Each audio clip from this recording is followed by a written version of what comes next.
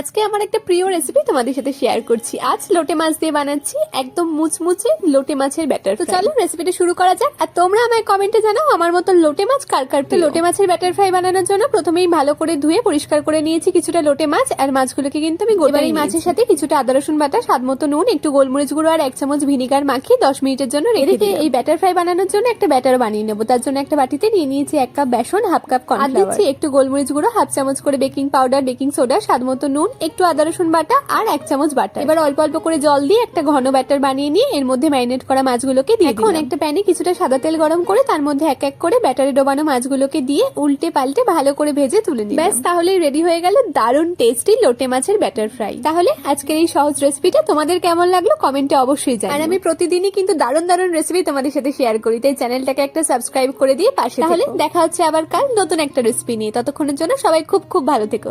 Tata.